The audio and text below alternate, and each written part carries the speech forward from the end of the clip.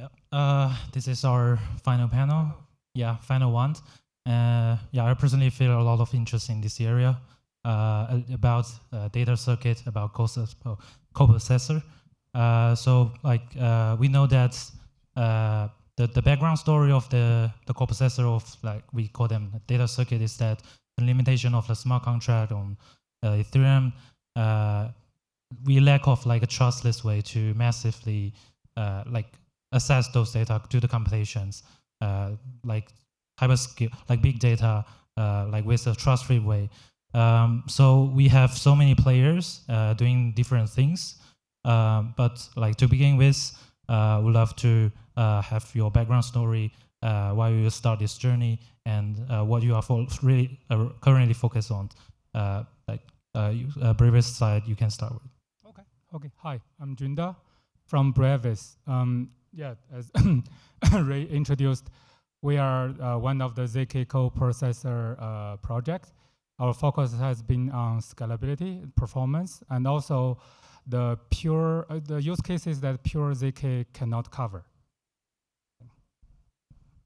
Hey, my name's Yi. I'm one of the founders of Axiom.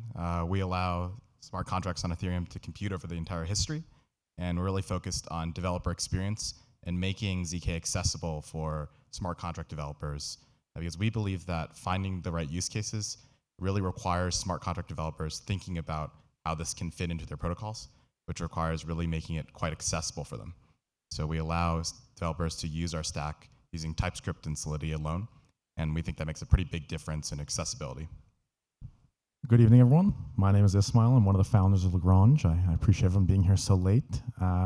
So we focus on ZK coprocessing at a big data scale. So the constructions we build make it efficient to verify large-scale data parallel computations, things like MapReduce, RDD, SQL, in zero knowledge, in particular over commitments to on-chain data. Hey, I'm Marcello from Herodotus. What we do at Herodotus, we build infrastructure that allows developers, especially on layer 2s, to build completely new types of applications that were not possible before, and this is thanks to the ability to access data located everywhere on Ethereum and also to its history. Thank you. Scott Dykstra, co-founder, CTO of Space and Time. We invented a proof of SQL, a crazy fast ZK proof for SQL databases, and a ZK compatible indexer. So we prove that we've indexed data correctly and allow smart contracts to basically ask SQL questions where SQL is the interface. We're also hyper-focused on vector search as well. We patented a proof of SQL and a proof of vector search, and we're delivering that to the market as we speak. Yep. Like recently, we also checked like the research. Some researchers published some like reports. Seems like it appears like right now we already have some classifications, like different players focus on different verticals. For example, like Axiom, like Brevis, they are more like general purpose, like even Space and Time. And Space and Time, like using this proof of SQL, like use like ZK proof to do like a big data computation. And Lagrange and Herodotus, like 2 years ago, when we approached these two players, they are focused on like a ZK-like clients, and some of the like Lagrange maybe transfer a little bit mid to like big data computation side.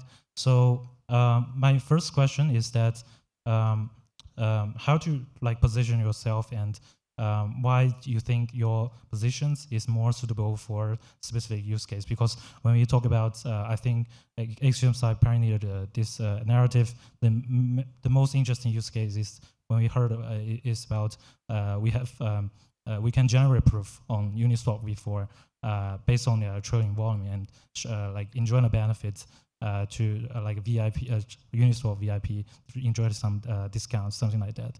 But right now, it seems like we have more and more like imaginations. So just, yeah, we'd love to hear your thoughts. Yeah, I would say, from a developer perspective, the number one thing you need to be aware of is to know the real production, scalability requirements. Like, is it just 10 or 100 or even thousands of data points you need a ZK proof on, right?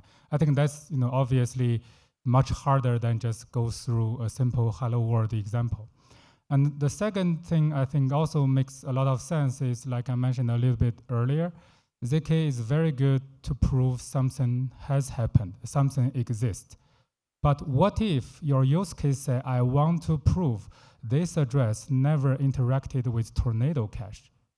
A pure ZK in theory can do that, but I would assume everyone would agree it's just the cost is just not worth the effort.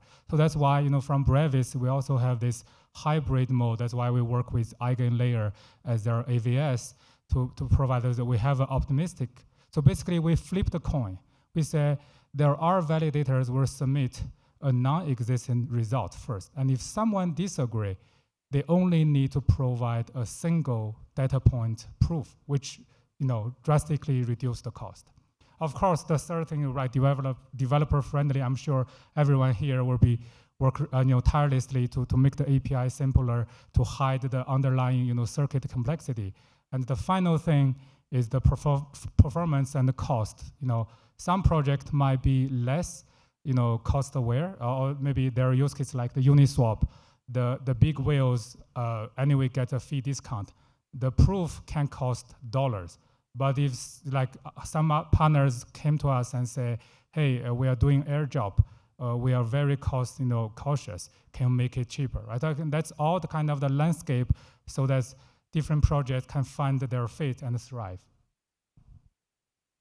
Yeah, I would say at Axiom, we're hyper-focused on Solidity developers specifically. And the reason is that really what we see in this space is that Solidity developers design the protocols and come up with the use cases. So we made our stack usable within the Foundry loop alone. You can actually write a circuit, test it against your Solidity smart contract, all without ever leaving Foundry. And we think it just creates tools for developers to come up with use cases and really validate whether ZK can do something for them. And so we're pretty responsive to what developers are asking us, and we like to respond. So at Lagrange, what we principally focus on is the scale of computation that we can prove in circuit. So our team last summer put forward a paper at SBC, Rec Proofs, which we've since enhanced on with the newer version, Recal Trees, which we'll be releasing very soon, along with the implementation, where in fact, we're able to scale computation over on-chain state to a degree that was otherwise untenable. So with our current construction, we can run about, I think it's 1 million inclusion proofs in about 10 seconds once we transform it into an optimized structure that we operate with called Recal Tree. So in general, the way we think of the space very broadly is that there are a series of use cases where the computation you need is somewhat finite over some subset of on-chain state, and there are some where the computation you need is much larger. And so we tend to focus as a company on use cases where you really need to run something expressive over some very large subset of historical data. So I think what Junda said at the beginning with this example of like, hey, I'm a user, I never interacted with Tornado Cache, is a really interesting example. It's definitely something that was not possible before. However, we also think that users today do not only interact with like layer 1, but they use Ethereum like from Optimism, ZK Sync, Starknet, wherever. And what we really believe that is we should enable these use cases, but allow developers to see everything. But the most important thing, in our opinion, is definitely the developer front end. We're hyper-focused on just making it really easy for developers to get back data from any major chain within block time. So when we got into the space in like late 2020, early 2021, we're like kind of shocked that smart contracts had no access to basic information and activity on their own chains, other chains, or off-chain. Like a smart contract couldn't answer a question as simple as, show me all wallets that have at least 6 months of lifetime, have paid off 2 loans on chain, and we'll give them a variable rate on a lending protocol because they've paid off loans on chain. We were kind of surprised that smart contracts couldn't answer those very, very basic questions. Hey, show me all wallets that have played this game for a couple hours and purchased the NFT and maybe farm some points. I don't know. Saying that jokingly, but in all seriousness, the focus was like, how can we deliver data within Ethereum block time? Just hyper-focused on just super low latency proofs. So we spent about 2.5 years just building a GPU accelerator from the ground up to just make these run crazy fast on indexed blockchain data. And we index the data in a ZK-compatible way, and then we just prove SQL against it. And then we're down to sub-second proofs for 100,000 row tables, and within Ethereum block time for multi-million row tables. So we're pretty excited. So my second question is about composability, because we have so many players. For example, like use case based coprocessor, like focus on machine learning or AI, like modular labs, like EZKL, and we have like big data, like focus, like space and time. We have general purpose focus, like the guests we have in the panel. So is there any way that we can allow some kind of like composability? Let's say we do some general, like we read the massively, we read the historical data from a general purpose coprocessor, and then we input this data to do some machine learning, do the machine learning computation with a trustless way, let's say based on modular labs and EZKL.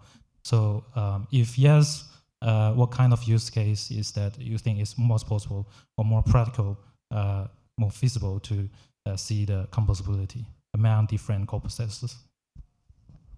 So I assume the question is about can we do what do you call it, ZK coprocessor, like coordination with each other? Yeah, I think of course there are like interesting projects. What's the name? Like Nibra. They are doing proof aggregation, and at the same time, as the underlying, I would say the theory part, the algorithm part keeps making progress.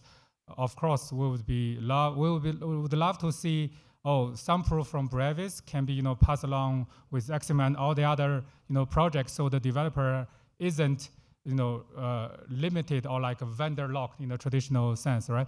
And then they are free to choose, or maybe, they enjoy the TypeScript easy to onboarding experience from Axiom, and then when they, need to deal with something like some particular use case, maybe Brevis or some other, coprocessor fits the use case better. So that's kind of pick and choose. But, for now, just like in the beginning, when DeFi, before people talk about DeFi composability, right, it's still, I would say, still in the early stage. Each project makes sure our own piece of tech and the whole technical stack is solid.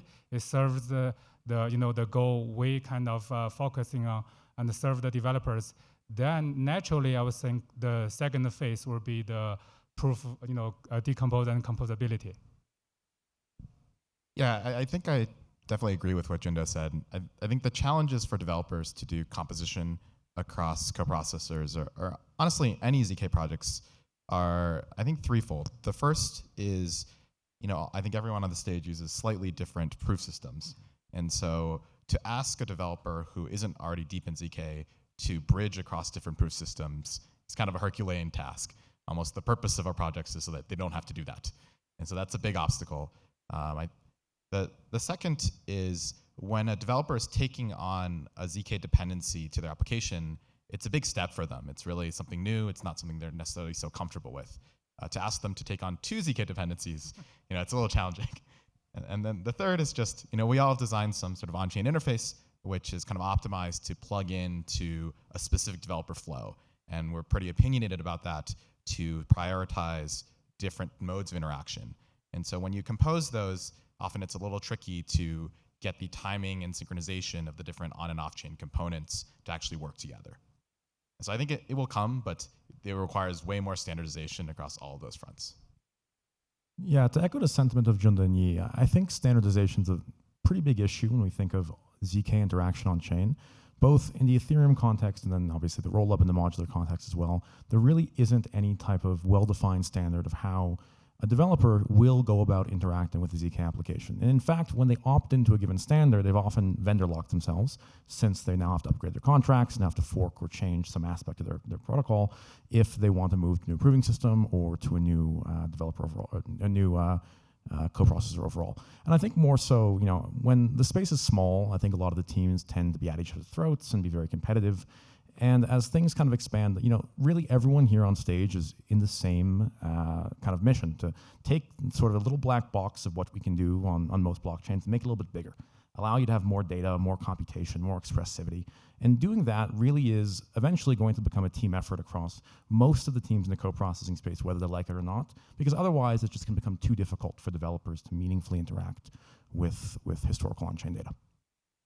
So I think first off, we have a huge variety of different coprocessors, from accessing historical data, running a lot of compute over it, from ZKML, stuff like proving TLS handshake even, or maybe even taking some solidity and just running it somewhere, not necessarily on the chain, and proving the result. It's quite cool. Then you have privacy. There's a lot of things, and I feel like we should definitely work towards standardization and a way to compose all these coprocessors together. And I'm really excited about it because it's just gonna be amazing. I agree. It's 6:45 and I forgot the question, but I heard Ezekiel and modulus, so I'll comment on that.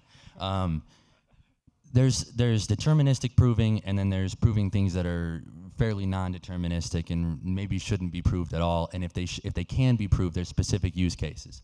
We're really excited about ZKML, but the challenge that we see is just like you're trying to prove something that's not particularly deterministic. So what you're not proving the output, you're proving that the correct computation was done on the correct model with the correct weights, et cetera. And there's value in doing that, especially for this massive amount of decentralized AI networks, modular AI chains that are raising right now to build who knows what. They're gonna need to prove to their customers that they're running Llama 2 or Llama 3 or Mistral 7.5 and not 6.4.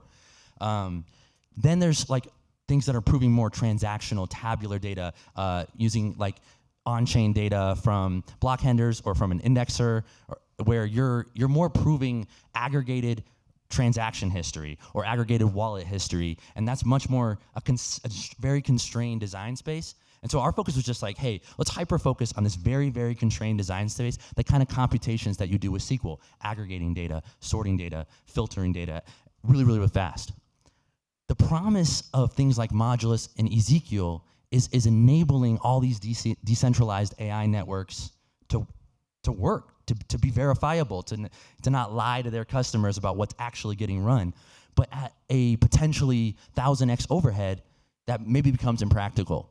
We're really excited to see this space evolve, and we're really excited to see this become practical, and that's when things are really gonna take off in an exponential way. In the meantime, you got some brilliant people up here that are gonna prove on-chain data to smart contracts in a much more deterministic way. Yeah. So in the high level, to review the life cycle of ZKP, we have like data assessing, assess to like historical data, historical state, and then we do the process, and we do the computation, and then we like use the different ZK proof framework to generate proof. So like to allow the audience to have a little bit more like idea what will be our unique like technical design primitive. I know you guys based on different use case, you do a little bit of trade-off. You use like different design, but we'd love to share a little bit of thoughts on this side. Yeah, I think when Brevis initially started, we literally went out and did a benchmark over many different frameworks and published it as the community service, right? And we kind of see literally what Scott just said. Right now we have to understand it's still the beginning, right? It's not like we are already like at like GPU today. You can free to use and everything happens in a click. So even prove some simple things today, like look at Ethereum, like even though it seems so simple, it's still time consuming and kind of expensive. So I think for us, we have to like make the trade-off. Do we go like more VM style, or we say, hey, we want to like be very lean, the whole stack, to squeeze every possible performance we can get, right? And also including underlying GPU acceleration, so that we can support a larger scale use case, right? Otherwise, if you say, okay, everything's perfect, but you can only do 10 slots, that significantly limits the use cases and the scenario. And of course, some developers even be turned down because they just need more. So I think from our perspective, the engineering decision, of course, follow what we believe is the best way to approach the developers. Say, hey, you have to write a little bit high level code, but it's not so scary. You don't have to understand what curve underlying is happening.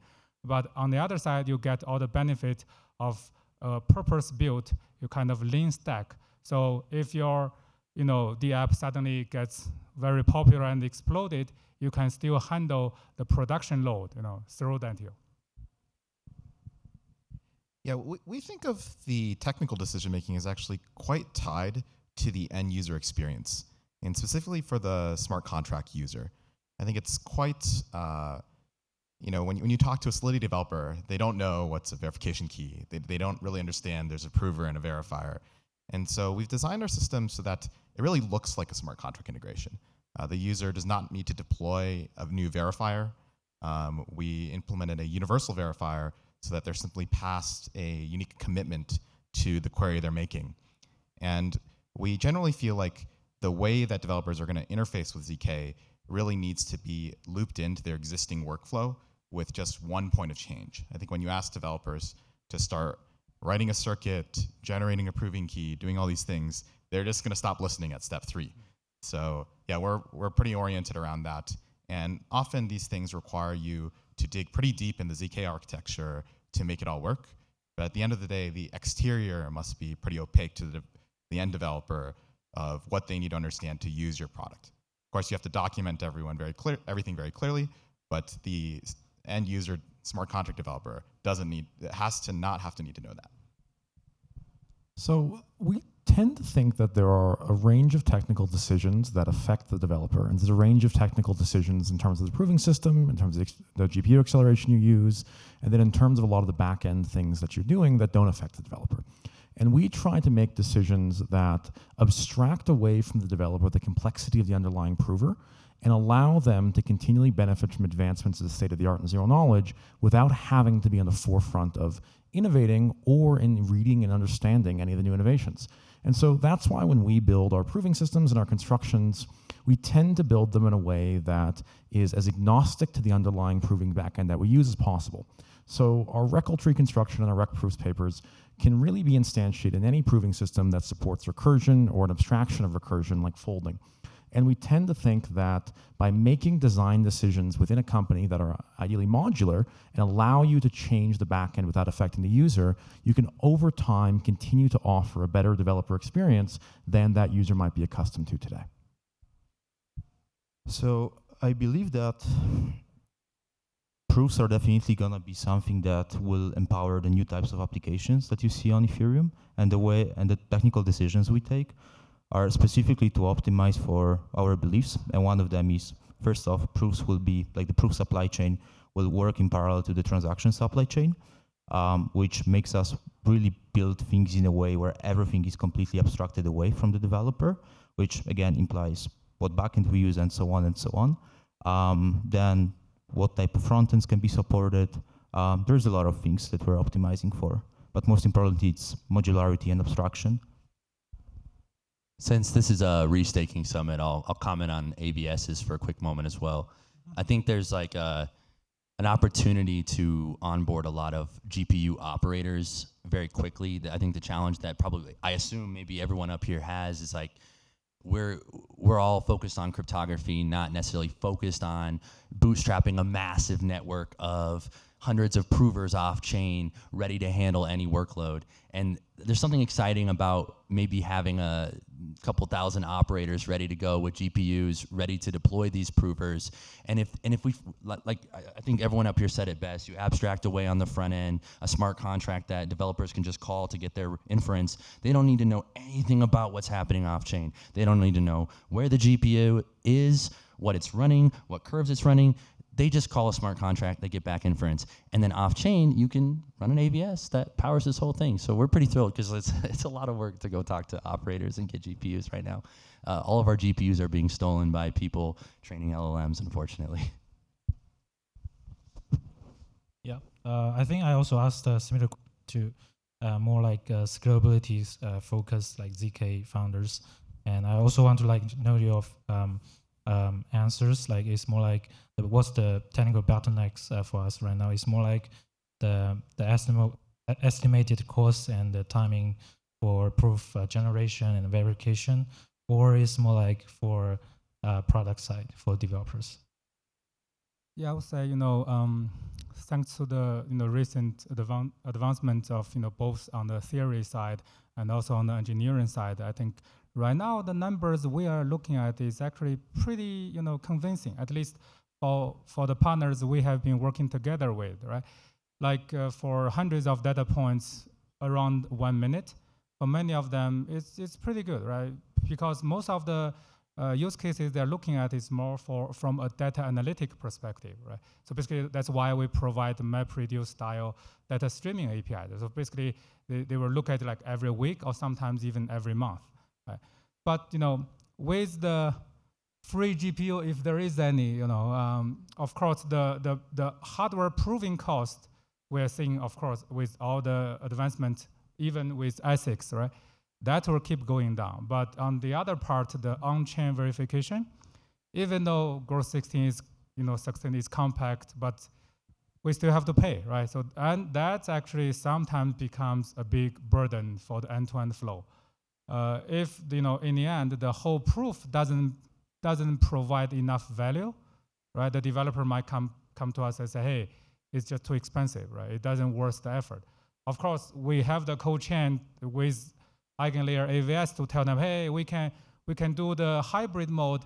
If everyone is working together, you don't even need to generate a proof, right? And even in the worst case, the proof burden is not on you, on the project. It's actually on the watchers, and they have the incentive to do that because they will get the reward by slashing the validators, right? So I think, as the technology keep moving, right now I would say it is the dawn of mass adoption. And of course, with even more pre-compiled support from Ethereum, that all EVM compatible chains, we can see a reduction on-chain verification. And of course, we talked about the proof aggregation projects earlier. We hope to ride a bus instead of we submit the proof every single one by ourselves. That should also, by sharing the underlying cost, significantly cut the on-chain verification part. Yeah, my perspective on this is that you have to have performance, and we're always pushing on that. But you can't sell a developer performance. I think you want to sell a developer a strong enough use case that they will fight through whatever obstacles and whatever experience to actually go for it. And so, yeah, performance is going to improve. There are a lot of research results on the map that will get taken to production in the next 2-3 years. But really, I think where we as a space need to make progress is applications. And so I think that is not just up to us, it's also up to the developers who are writing those applications. So I made a statement earlier that everyone on this stage is really working to the same end. It's to take the applications you can build on Ethereum today, maybe a small little black box of them, and make it a little bit bigger. So we can build, instead of 10 things that are prototypical to every chain, we can build 100. And so in reality, what the limitation in my view is education. It is, what can I take that is too computationally intensive to do on-chain and lift it off-chain and now be able to have an application that leverages that. And so if I say, I'm going to launch a new L1 or I'm going to launch a new execution environment, with a new VM, you could think of 5-10 different applications that'll be deployed there day one. The DEX, the lending app, the options protocol. But if I said coprocessor, what comes to mind? What is the prototypical thing that everyone's going to use this to build? And there isn't something. So this is what I think collectively everyone here is trying to solve, and everyone here as an industry needs to figure out a way to educate developers so that they understand how to use these new primitives that we're building. So we don't think that proving is a bottleneck, especially because you can parallelize quite a lot of things, and betting against the advancements in proving system, I think, is quite risky. However, we believe that verification is actually an issue, because like today, verifying a Graph 16 proof is like what, 300K gas. Long is like 500. A Stark is like 5 million. So we definitely believe that the verification should be something that we should optimize for. And why? Because again, is the use case actually worth it to perform such an expensive verification? That's a good point. Well said. Like, we have to optimize for the verifier to make this affordable for developers on chain.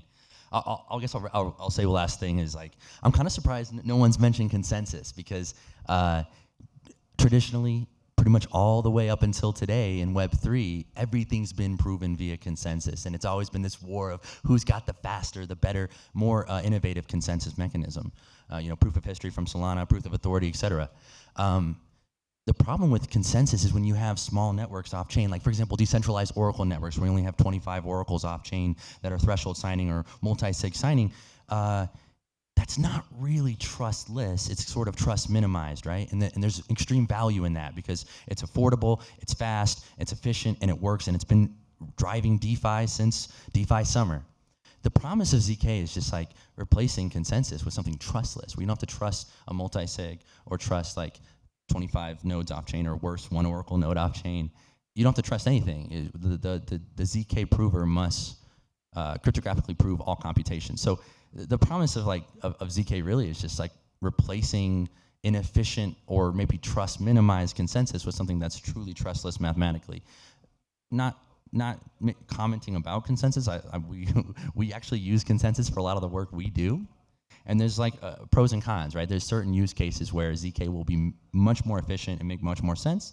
And there's other times where consensus will. But I think to us, that's what's so exciting about this space. It's not like we're just building stuff to try to find some use cases for some developers. It's actually we're trying to build trustless technology. Can I quickly add to that? I actually like the comment.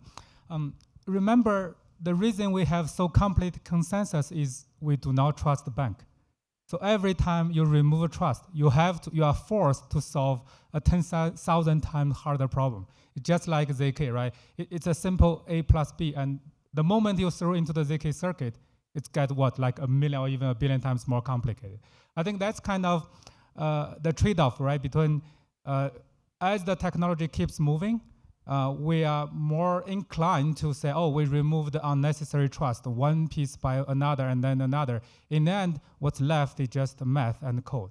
I think that's kind of the reason keep us, up awake even at night. Yeah. Although this is a risk-taking summit, I still want to note, like recently there are more and more people talking about like AI plus crypto. I think machine learning is a big use case, potential use case for coprocessor, or let's say data circuits.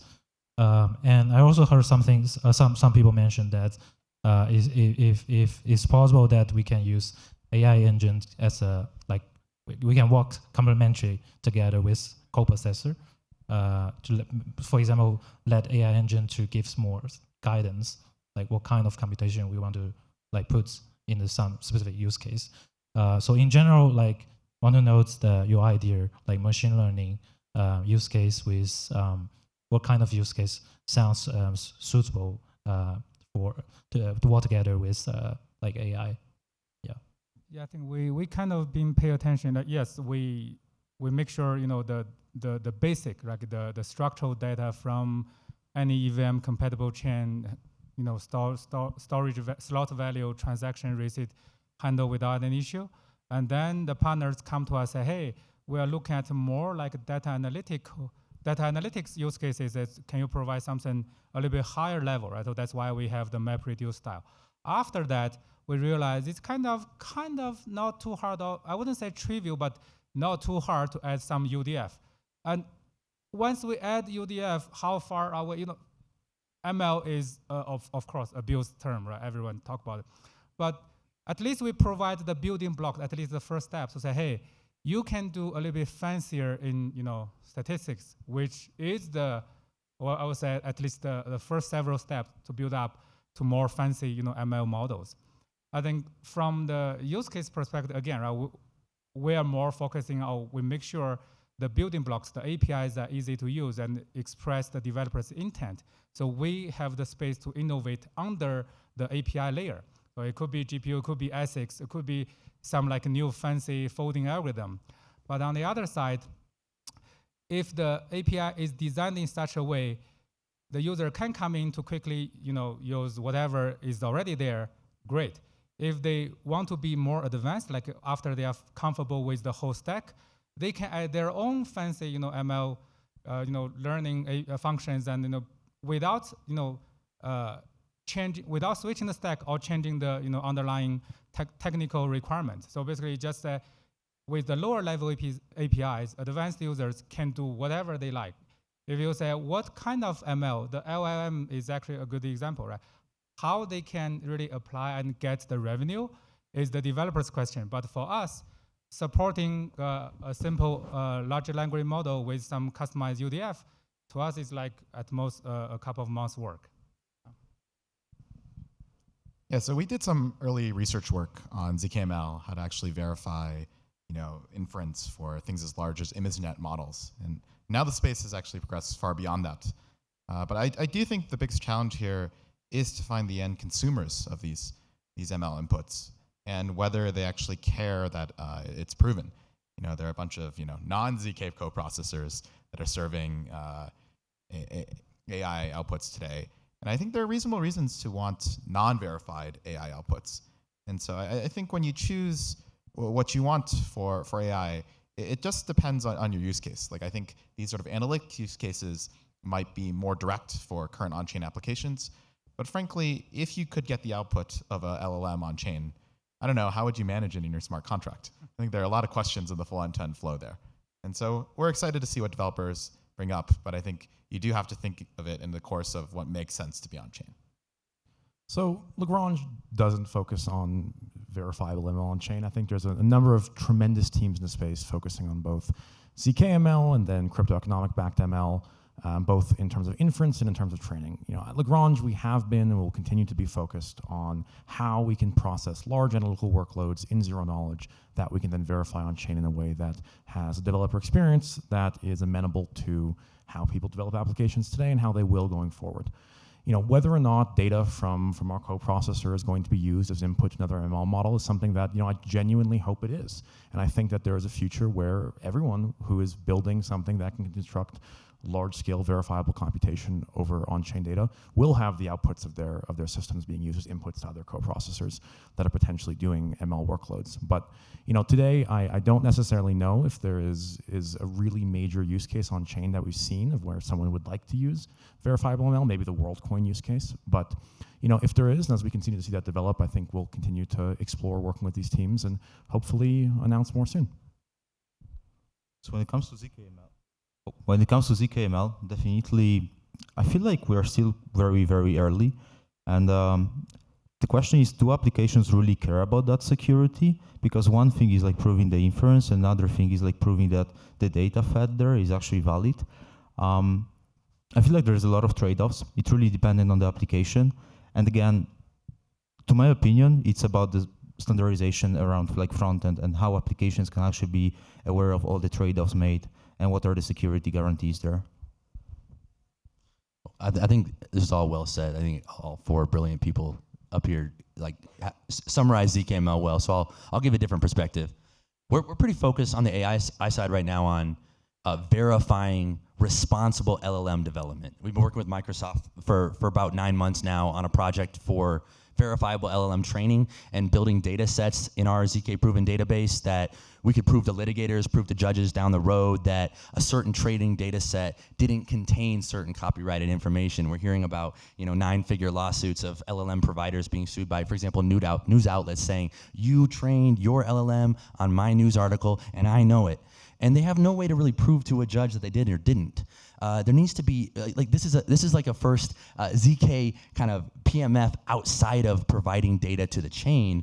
It's about like providing data to a judge down the road that, hey, this certain 16 terabytes of training data did not contain a picture of Mickey Mouse. When an LLM provider gets sued by Disney, as an example, no one's gotten sued by Disney. I'm being facetious, but it's like proving to provide to users of an LLM, to litigators, and to reviewers like auditors down the road that an LLM was trained responsibly, sanitized of copyrighted IP, sanitized of private identifiable customer data, and proving that you built and trained your LLM in a fair, legal way. This is a really cool use case for ZK, and of course, all of this information will be hashed on chain and secured on chain too. It's PMF for blockchain. Yep. My final question is about go-to-market. Although it's very hard to find a use case, it's so early. Like the use case of like Uniswap V4 like VIP discounts is so rare. We have to admit that. But still, would love to note your idea. I think we kind of like use less and less of this buzzword ZK coprocessors because we are like proceed to the first stage of like let VC sounds feel exciting. VCs this buzzwords is appealing to VCs, but at the end of the day, we need to like build a developer ecosystem, and we have to admit that 100%, like maybe 80% of the DApps right now, existing DApps, they actually were built without the mind with using ZK coprocessor. So how to go to market is very important. Yeah, we'd love to know your idea. Yeah, I would say, I think it's Scott mentioned earlier. So we need to make coprocessor a more user-friendly term, right? We had our booth at the venue, and we asked everyone, have you heard about coprocessor? The answer is, of course, no, right? What the hell is the coprocessor? They don't even know what a processor is. And we have to use GPU analogy all the time, right? And put aside the branding or kind of the conceptual, what's the work we are working on. I would say for the use cases today, I think we actually have the partners lined up. I wouldn't say it's still hard to find a use case. The moment we tell the developers we are making your dumb contract actually smart, finally smart, by having a database, everyone gets it. It's like there is no question, right? For all the GameFi, no matter what, they never know if this is a loyal user or a brand new user or even a bot, right? So now they can. So I think from that single perspective, by knowing what the user is, so finally Web3 can at least have something similar to Web 2, right? If you are coming to do a Web 2 project, say, I don't even have a database, people wouldn't even treat you seriously. But it's the case in Web 3, right? We have billion-dollar projects running on-chain. Every time, even their loyal user come, they will say, hi, first time meet you, right? But with the coprocessor, at least we give the database choice to the dApps in the trust-free way, right? So I think that alone, as a general kind of concept, the DApp needs a database, so the dumb contract can finally be smart. And if you are looking into specific credit score, we actually can compute every address based on its history. What is the address like? So for projects like doing airdrops or something, they can efficiently exclude bots, whoever only does airdrop, grabbing or even greedy, behavior. Right? And of course, for the DEX, the DeFi projects, once they saw the power of VIP, the loyalty program, every project needs one. Otherwise, your user will go to other project. Why not? Yeah, I agree that actually it's pretty easy to sell the concept, but only once the developer understands the concept. And I think that's actually the big barrier. As mentioned, the word coprocessor is somewhat confusing to developers. And what we found is that there's two things which really help. The first is to talk to them in language that they know as a Solidity developer. And the second is actually to create an interface that is easy enough to use that they will go the next step and actually try it. Once they get into the loop of trying it, we found that the developers have way better ideas than we do. In fact, all our best ideas walked in the door and sought us out. So we think that creating the ground for developers to really think on their own and understand the needs of their protocol is kind of the best way to surface new and unique use cases. So the way we think of it is there's typically two sets of use cases. There's the set of use cases that are very easy to conceive today based on where data is used on chain and where data should be used on chain. Then there's the second set of use cases, the ones where you just have to think about what it means to develop a smart contract in an entirely different lens. So the first category would be things like variable rates on lending protocols. They'd be real volatility instead of implied volatility. It would be VWAPs that could be computed verifiably based on on-chain swap history. And there's the second tranche of use cases, which are things that are fundamentally new. This is having autonomous worlds or on-chain applications that are truly data rich and truly offer a new experience to a developer. And so I think the first tier is what most people have historically been focusing on when they think about what can you build with a coprocessor.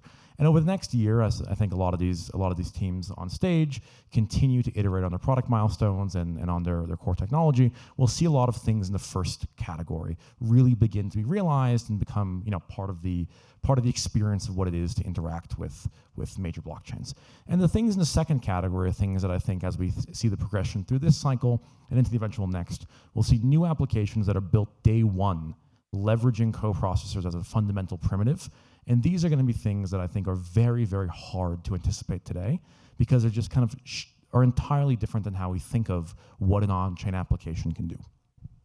I think all here we can agree that today, like EVM and any virtual machine like running on the blockchain is a pretty constrained environment. And I feel like what we all are trying to achieve here is to basically remove these constraints and let developers build applications that were not possible before. And once we get to this 0 to 1 moment where we have standards, we have front ends, we are able to just build these new exciting features, this will actually happen. And I feel that the way we think about blockchains will completely change, and the meaning of what block space is and what transactions can do will be completely different. Mic drop. Yeah, the meaning of block space will change, and that's exciting. Yeah, this is a lot of smart ideas up here. It's exciting. I believe the question was about go-to-market. We approach go-to-market very simply. No idea if developers want ZK coprocessors, but in the early days of Space and Time, we knew developers want better indexed data, and they were using the graph, and they're using Dune, and those are great solutions, pioneering solutions, and we thought, okay, let's just go build a really mature, really fast, ZK-proven indexer that indexes every event from every transaction, from every block, from every major chain. And we delivered that, and so we're going to market by just like telling developers, hey, use our index data, power your dApp. And then as they do so, they realize, wait, this is ZK-proven, so okay, so I can build my app on this higher quality index data set, but I can also connect this to my smart contract, not just my dApp. So it's this like Trojan horse where we get in the door with developers with just like high quality index data, and then they start to think, okay, wait, I can build a more sophisticated DeFi protocol, or I can build better gaming rewards that ties in off-chain in-game activity with on-chain activity like an NFT participation. And then in 2022, we patented sort of a broad proof of SQL.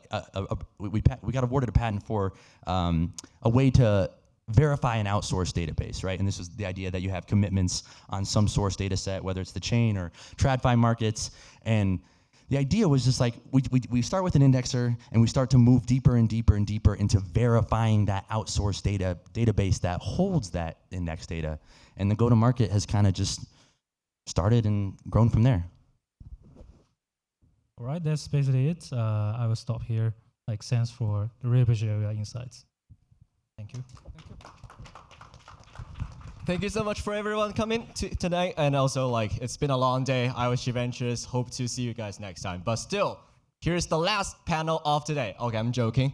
All right, let's gather all the people come together on the stage. Let's just take a photo, and about for the for our like the 11th of Friends Reunion last picture. Photographer ready? All right, people come over.